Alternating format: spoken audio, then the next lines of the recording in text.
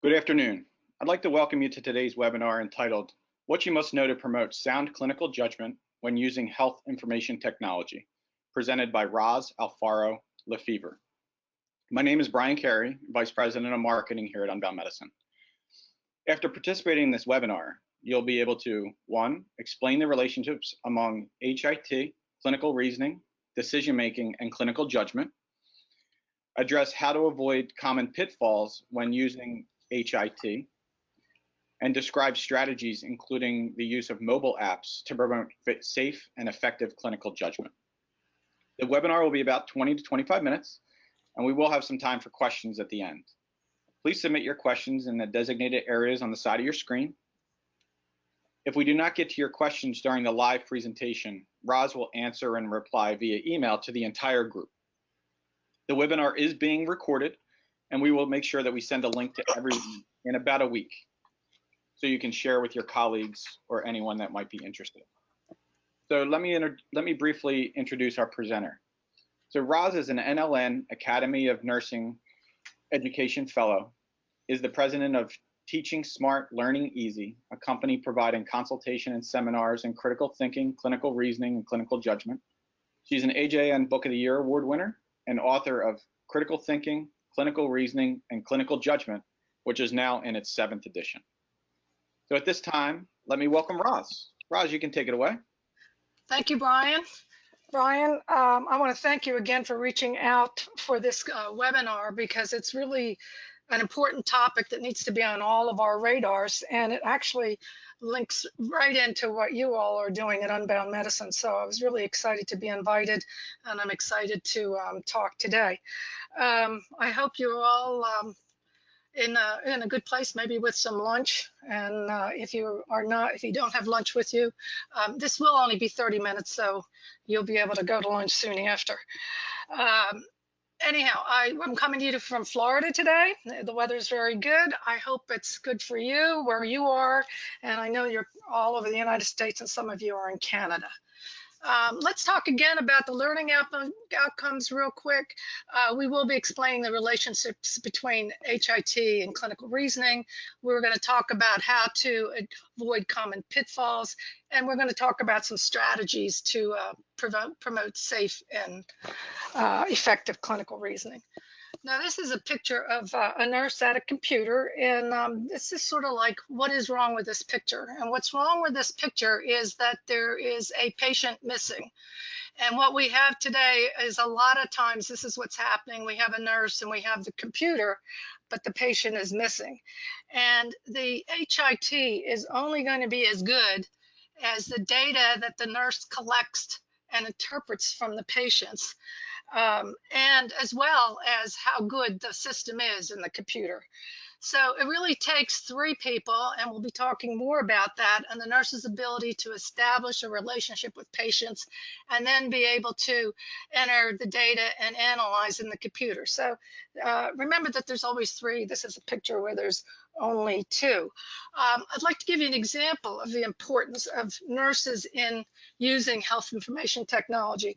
A few years ago, we had a very smart head nurse who was noticing in a NICU that all the IV pumps seemed to be alarming more frequently than usual. So she suddenly said, well, why is it alarming? Why are these alarms going off more frequently? And so she decided to pull the data from the smart pumps to find out what was happening. And what she found out was that the nurses were actually entering incorrect information into the smart pumps.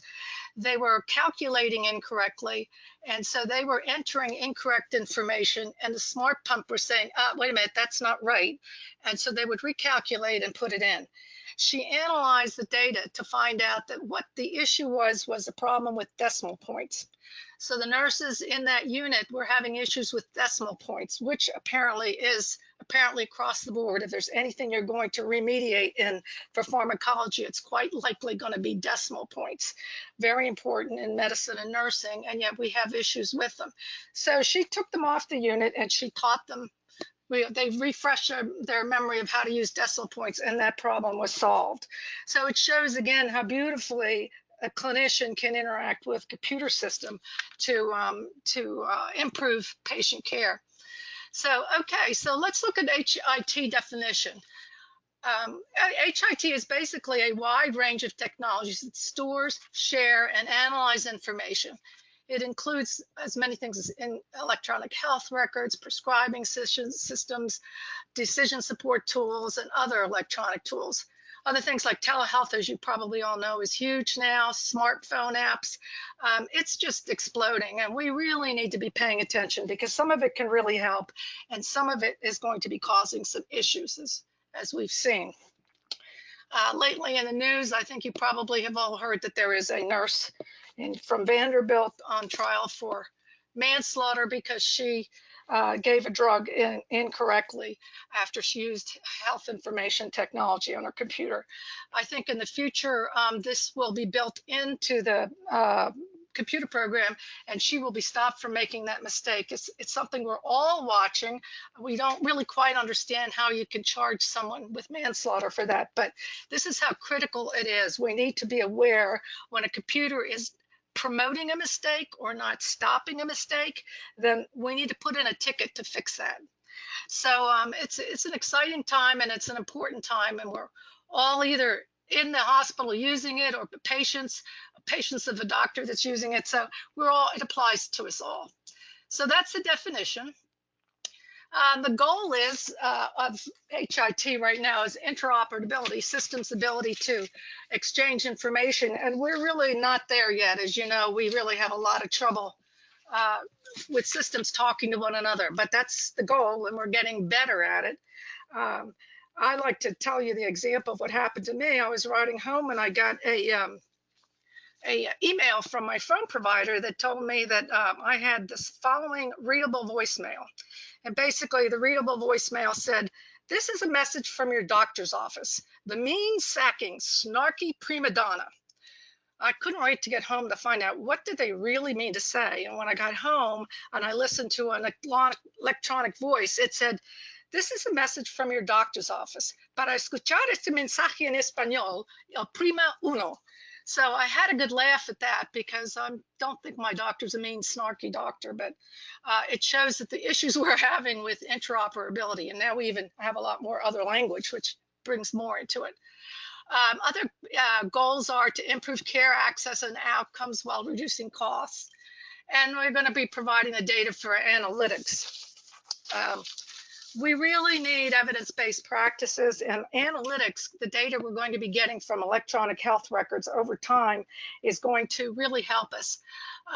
We are key right now to some of the prescribing systems will help with monitoring for opioid prescriptions. So the analytics that we get from who's prescribing opioids will give doctors prescribing guidelines to decide whether an opioid is appropriate or not. So that's a pretty big deal.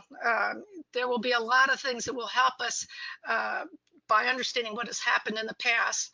People say to me, "How do you know what a nurse does?"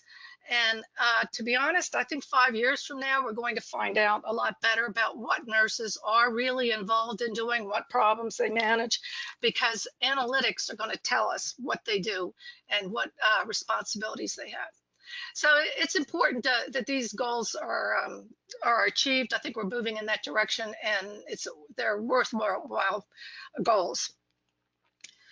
Okay, so let's take a look briefly at what's clinical judgment and clinical reasoning. A lot of people get confused. If you take a look over here on the left, critical thinking, clinical reasoning, and decision making is the process. So this is what we do. And then the result is the clinical judgment, the conclusion, decision, or opinion. This has been in my book for 3 editions, and now is the way the National Council of State Boards is defining clinical judgment. So judgments are the result, and the reasoning is the process. These are some slides from my T-cert collection. I'm sorry, some of them have gotten stretched. And some important key points are you have to realize that clinical judgment depends on, number 1, the level of patient participation. 2, nursing knowledge and skills. And 3, communication quality. at the bottom of that then becomes what goes into the electronic health record. So realize that many people today keep forgetting to include the patient. They jump too quickly telling them what to do, and patients are walking away extremely frustrated. I think we've all experienced that. But we need to have, for accurate clinical judgments, we have to have patient participation. Then we have to have a knowledge nurse, and we also have to have communication quality. It has to be an exchange of information. Another thing that I think about with clinical judgments are kinds of questions you should ask the new nurses, like what are you going to assess? Why are you going to assess it? What will you do? What can go wrong? And how can you avoid it? So let's look at what the relationship of HIT and clinical reasoning is. First of all, it really does ensure focused, systematic, and complete information. No longer, I was in a workshop a few years ago where a nurse asked, what do we do about when we've sent a patient from the operating room to the recovery room and we haven't completed the documentation? Well, that's just not happening today because you can't send the patient from the operating room to the recovery room without completing the documentation. So this can cause some issues, but on the whole, it's a safety valve in there to be sure that what you have entered in the computer is what's needed in the next phase. So you don't discharge them until the computer says, hey, wait a minute, we don't have the last medication date. It's not a hit or miss thing. So it's important. Another thing it does is expedites diagnosis and treatment. And believe it or not, a lot of you don't really realize that it's through artificial intelligence. The example I like to give about that is I have a friend who's actually probably would have been dead now, but last year she had the flu and was sick for 2 or 3 weeks and then continued to cough for a while. And we were all worried about her. And then at 2 a.m. in the morning, she ended up, this was about a month after having flu symptoms, she ended up going into the emergency room with a temperature of 104. They admitted her with a initial diagnosis of community-acquired pneumonia, and then they started her on antibiotics and sent her to the floor. She very quickly got sicker and sicker with more IV fluids causing atrial fibrillation, congestive heart failure, no change in temperature. She was sent to the ICU. She was in the ICU for excuse me, 2 days before all of a sudden her daughter, who was a doctor and sitting at her bedside, texted us all and said, ding, ding, ding, we have the answer. She had a tick-borne virus. So it was a rare tick-borne virus. And they were able to switch antibiotics, give her diuretics, put her on the appropriate antibiotic, and she was sent home within 2 days well.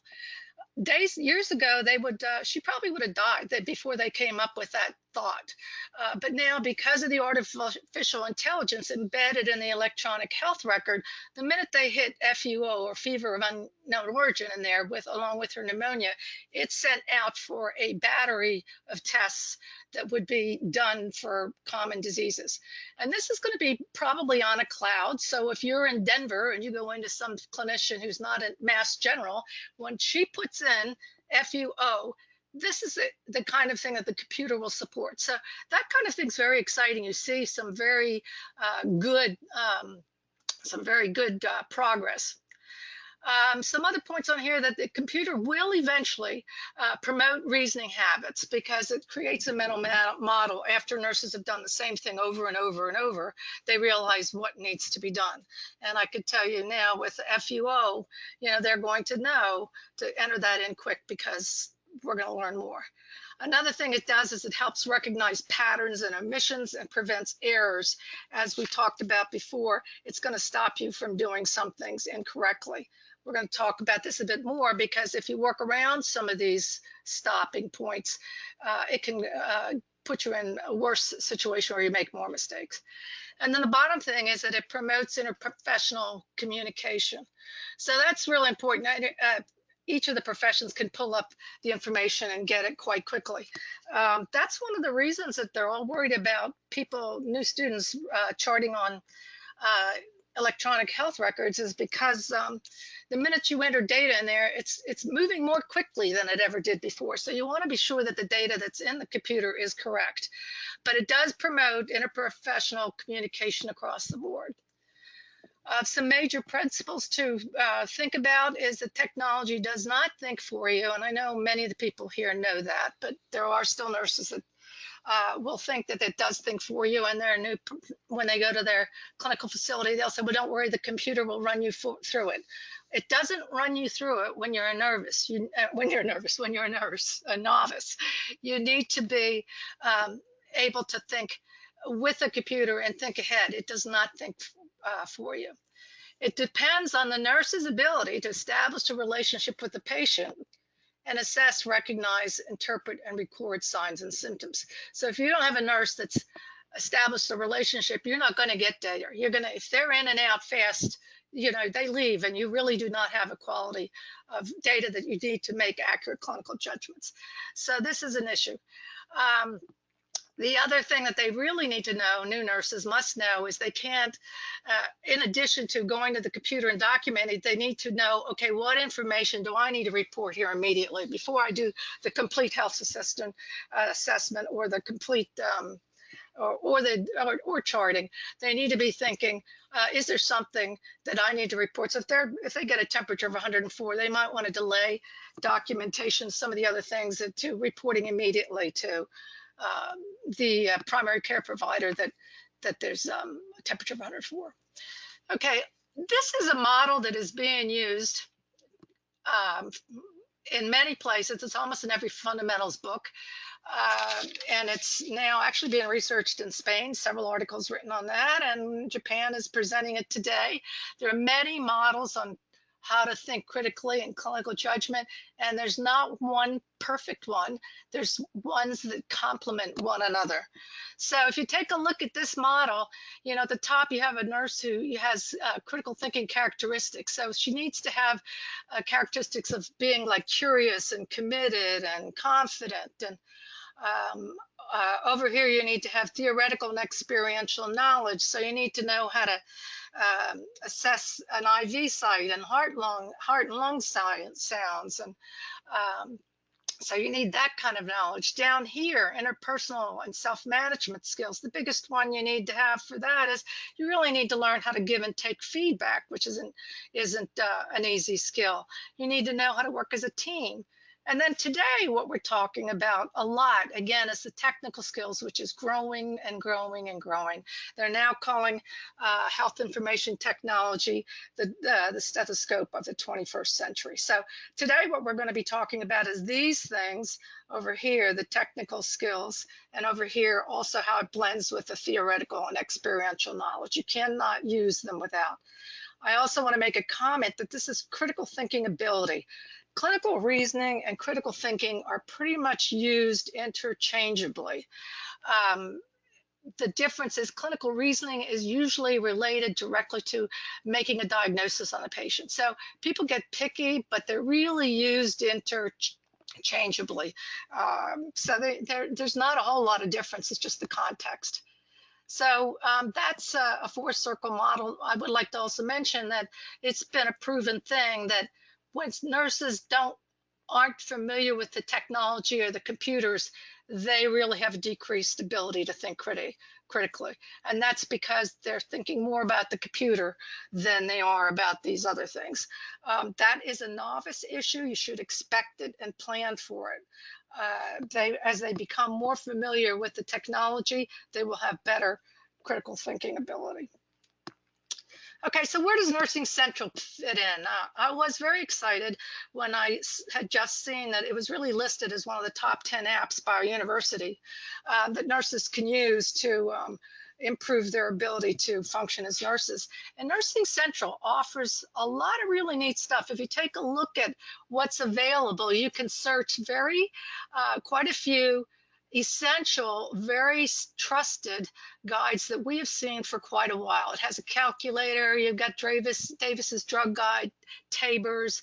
You've got diseases and disorders, the Davis lab. So these are really important resources that they can click in this little search point and enter their keyword and get information very quickly. Other things you can get that you would find is like assessment, how to assess a patient, and what you would expect to find in a physical exam. So this is for pressure injury, which is really, you know, a very common thing we see in nursing.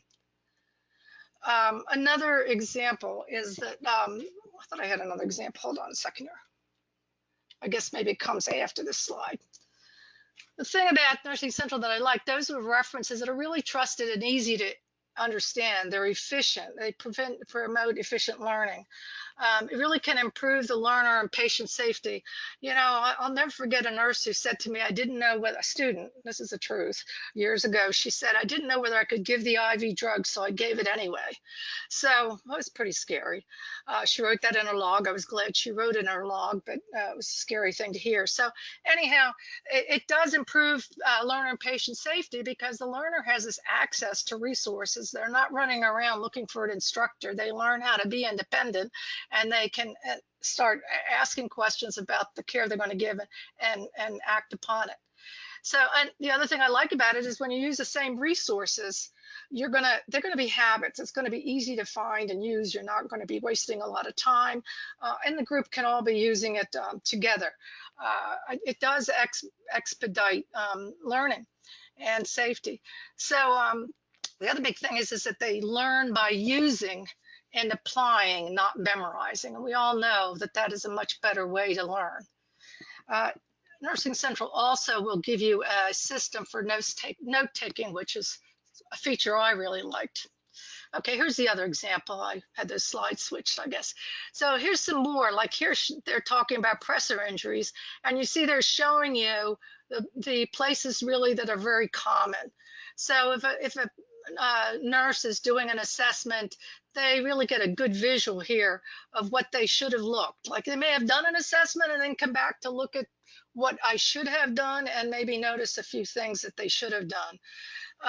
Over here, another thing I like is they focus on risk factors as much as problems. So I think identifying patients at risks are so important that I think it's really neat. So you can see that having this little smartphone in your hand with these tools right at your fingertips is really a big help. So those are some of the ways you can use Nursing Central. Okay, so come back to some common HIT pitfalls. Remember that there's a decrease in critical thinking at first, like I said, and an overdependence on the computer. That happens a lot early on when you're learning about it. Some nurses actually overdepend on the computer anyway, and that has to be something that really has to be addressed because they're nursing the patient, not the computer. Another common pitfall that they're dealing with now is auto-populated fields, and this is when certain drugs come in and say, okay, so maybe after post-op, a patient may have a 5 milligram of morphine order that comes in auto-populated. Well, they're going to have to fix that if it's not applying to everybody else. But a nurse should be recognizing, it needs to recognize this if this is not appropriate for this one patient. This is one of the auto-populated field is one of the reasons that the nurse at Vanderbilt who has gotten into such dire straits and the patient who died is actually suffering. So they're going to be dealing a lot more with auto-populated fields. And the minute a nurse sees issues with those auto-populated fields, they should be instructed to report them, and a ticket can be addressed by the informatics people to correct it. The other common pitfalls are that they may not apply to specific situations. You might have a patient who's doesn't fit the computer, has other issues. The bottom thing is so important. Without skilled nursing interpretation, they're prone to errors. You can't be nursing the computer. You've got to be looking and listening to the patient and entering correct data. Other common pitfalls are alerts are only useful if users read and react to them, and apparently sometimes they don't. Some systems are not aware of coexisting issues. They may impede thinking task-oriented individuals. That means all your novice people tend to be task-oriented. And then there are other people who are task-oriented, and you really have to deal with that employee. We cannot have task-oriented employees today. They have to be able to think about the whole picture and pay attention to patients. And if they depend too much on the computer, they're going to have inadequate assessment, and they're going to be making all kinds of assumptions. It's pretty scary because it does happen. We're all seeing it happen.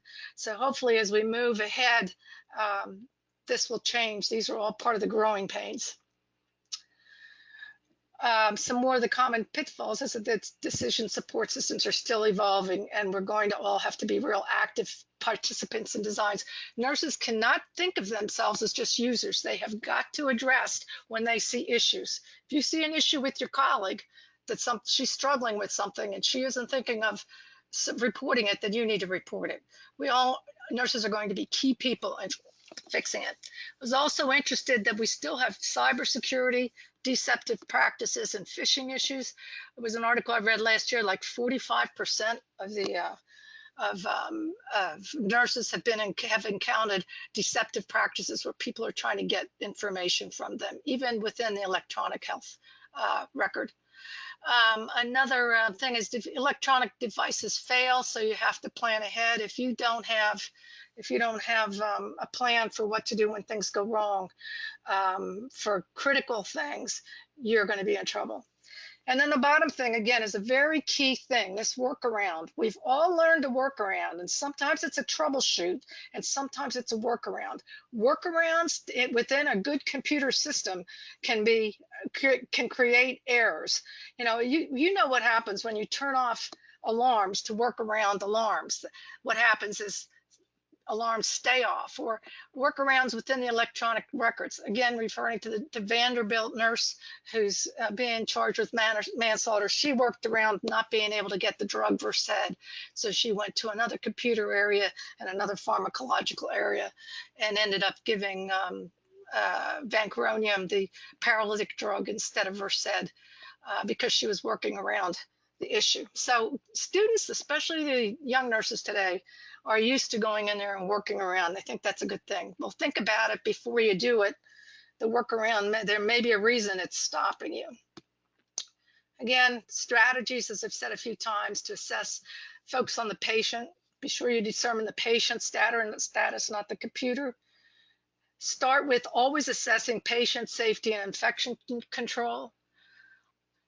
Learn how to assess and troubleshoot technology, and teach common errors to avoid, as I've been talking about a lot here. Practice in pairs is a good idea.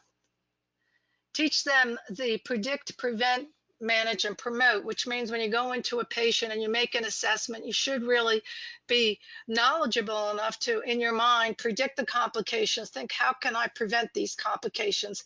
How can I manage the risk factors? And how can I promote health? Another thing is to teach them a 3-step part to clinical reasoning, and that is think ahead, think in action, and think back. Always think ahead. What can I bring with me? And again, I mean, I sound like a broken record, but it sure would be nice to bring my smartphone and have access to all these resources right in my pocket. They need to have that with them. Think in action. They need to be reflecting on what they're doing. And then thinking back, again, when you're sitting down after everything is all said and done and you're doing the recording, you should be reflecting on what you're doing and what have you missed.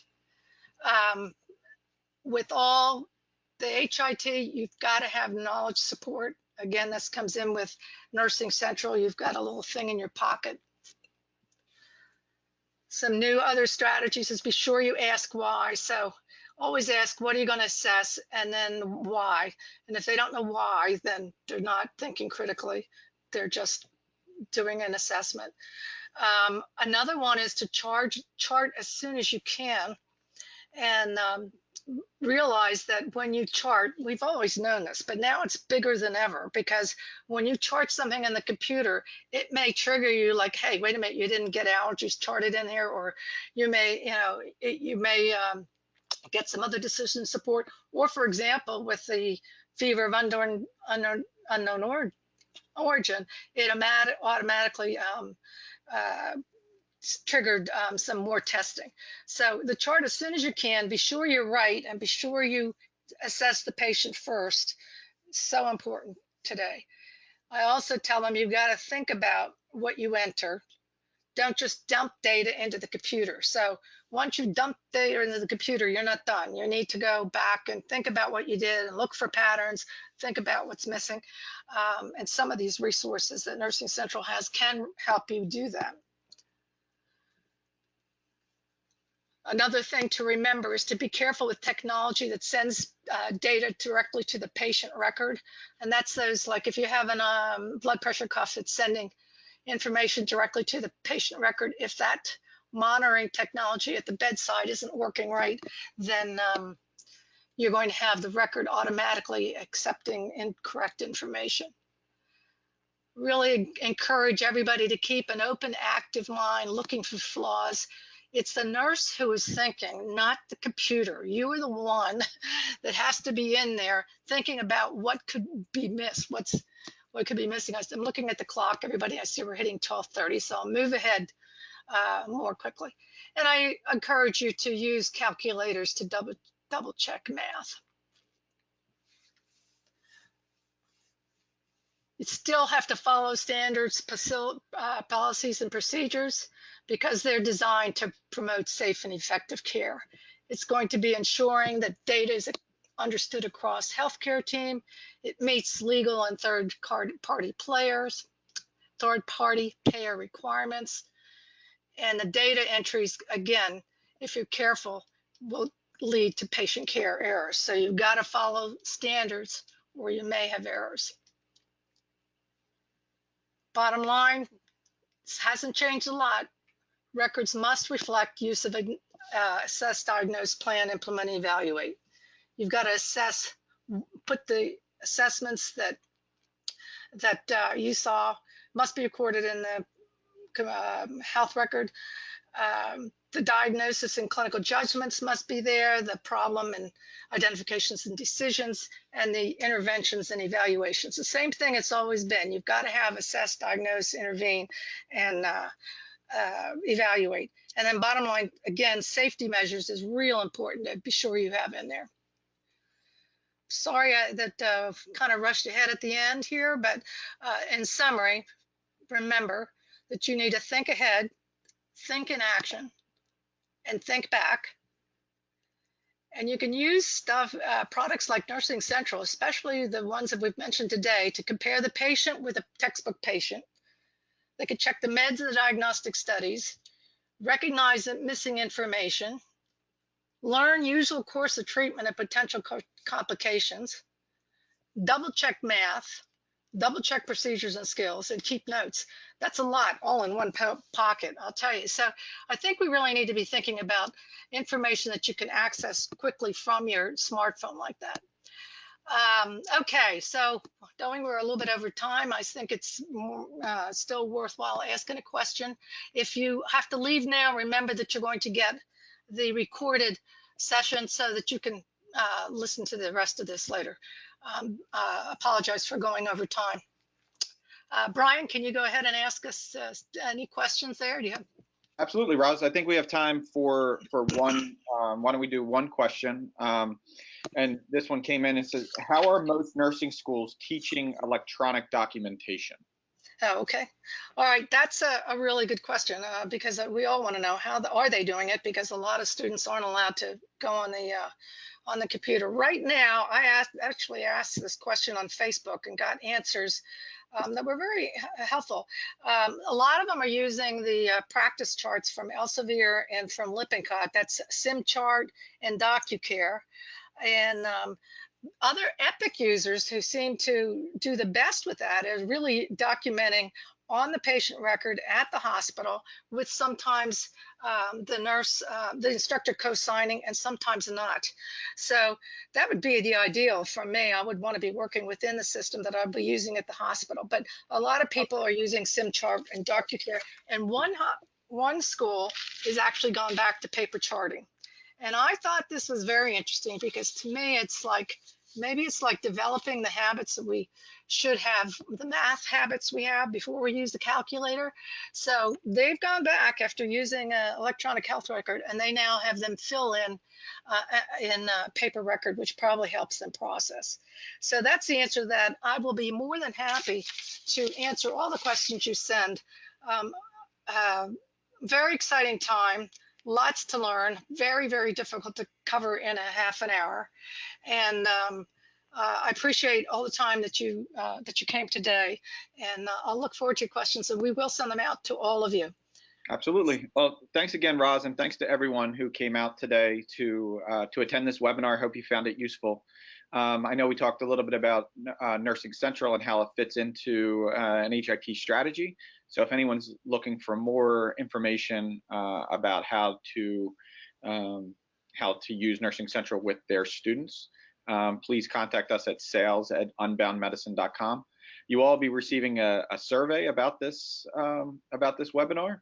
We would really appreciate it if you were to fill it out. And as a result, you will be able to choose an Unbound app for a complimentary copy. And you should be receiving that very shortly. Again, thank you all for coming. And I hope you enjoy the rest of your day.